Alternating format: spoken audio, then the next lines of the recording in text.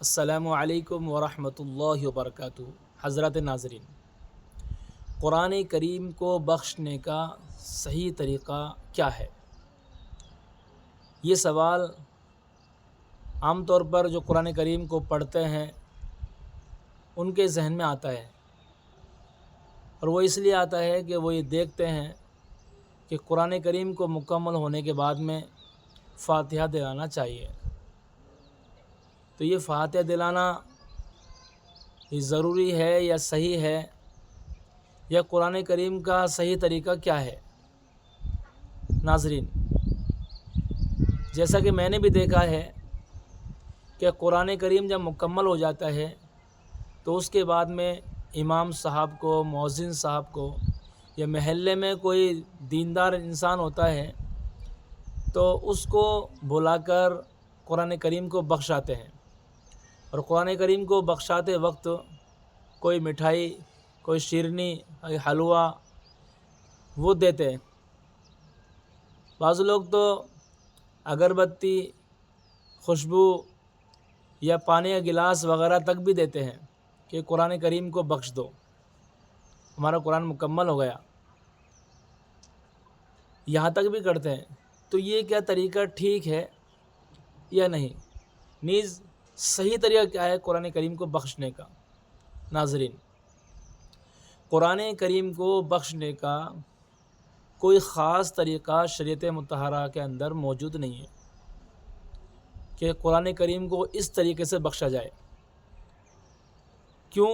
اس لیے کہ بخشنے کا مطلب ہے ثواب پہنچانا، جس کو ہم ایصال ثواب بھی کہتے ہیں کہ قرآن کریم مکمل ہو گیا، اب ایصال ثواب کر دو۔ تو قرآن کریم مکمل ہو گیا، اس کے بعد میں یہ نیت کر لیں کہ الہ العالمین جو میرا قرآن کریم مکمل ہوا ہے اس کا ثواب فلاں مرحوم کو پہنچا دے۔ صرف دل سے نیت کر لینا کافی ہے، زبان سے کہہ دو بہتر ہے، باقی دل سے اگر نیت کر لی تو ثواب پہنچ گیا۔ جتنے بھی یہ امور، سورہ فاتحہ کو پڑھنا، سورہ یاسین پڑھنا، سورہ ملک پڑھنا، آمن رسولو پڑھنا، درود شریف پڑھنا، چاروں کل پڑھنا، یہ ضروری نہیں ہے۔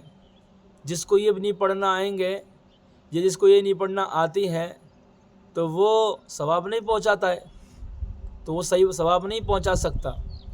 ناظرین، صرف دل سے نیت کر لینا کافی ہے۔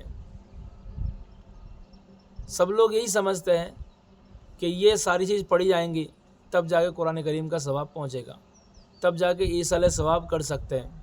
باقی اس لیے لوگ جو ہے مسجدوں کے اندر امام کے پاس میں، مؤذن صاحب کے پاس میں، یا کسی محلے میں دیندار کے پاس میں ایصال ثواب کے لیے فاتحہ دینے کے لیے آتے ہیں۔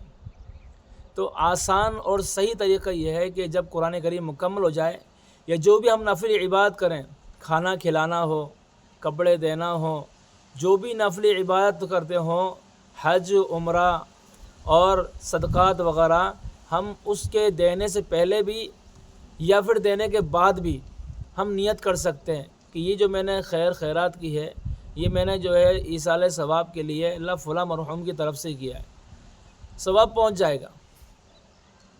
مستقل جو ہے فاتحہ خوانی کرنا اور مستقل جو اس کو ضروری سمجھنا، یہ غلط ہے، یہ غلط ہے۔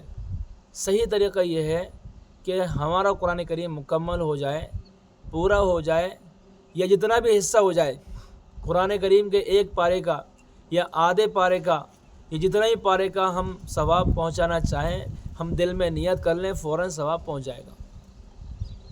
اور ثواب پہنچانے والے کے، یعنی قرآن کریم کے مکمل کرنے والے کے ثواب میں کوئی کمی نہیں آئے گی، اس کا اتنا ہی ثواب رہے گا جتنا کہ اس نے قرآن مجید کو پڑھ کر حاصل کیا ہے۔ لیکن جس کے پاس میں پہنچائیں گے، جس کو ایصال کریں گے، اس کے پاس بھی، اس کی نامہ اعمال کے اندر بھی یہ ثواب جمع ہو جائے گا۔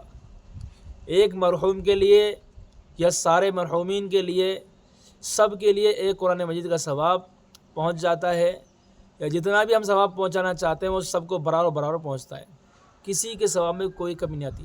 سارے مرحومین کو پہنچانا چاہیں، سارے مرحومین کو پہنچا دیں، سارے نبیوں کو، تمام صحابہ نیک لوگوں کو، تمام عالم کے مسلمانوں کو پہنچانا چاہیں پہنچ جاتا ہے اور پہنچانا چاہیے، اور ثواب پہنچانے والے کے ثواب میں کوئی کمی نہیں آتی ہے۔ تو ناظرین، قرآن مجید کو بخشنے کا آسان اور صحیح طریقہ یہ ہے کہ جب قرآن مجید مکمل ہو جائے تو دل سے نیت کر لینا کافی ہے کہ میرا یہ قرآن مجید کا ثواب اللہ فلاں مرحوم کو یا تمام مرحومین کو پہنچا دے، تو فوراً پہنچ جاتا ہے۔ باقی ساری چیزوں کا پڑھنا، سورہ فاتحہ کا اسے بتلایا گیا، چاروں کل وغیرہ بہت ساری صورتیں پڑھتے ہیں لوگ، تو وہ پڑھنا کوئی ضروری نہیں ہے، بس صرف دل سے نیت کر لینا کافی ہے۔ یہ ویڈیو آپ کو کیسے لگی، اس کو آپ زیادہ سے زیادہ شیئر کریں، چونکہ لوگوں کو قرآن مجید کا بخشنے کا طریقہ نہیں آتا ہے۔ آپ کے اس ویڈیو کو پہنچانے سے اور بتلانے سے آپ کو جو ہے بہت بڑا ثواب ملے گا۔ السلام علیکم ورحمۃ اللہ وبرکاتہ۔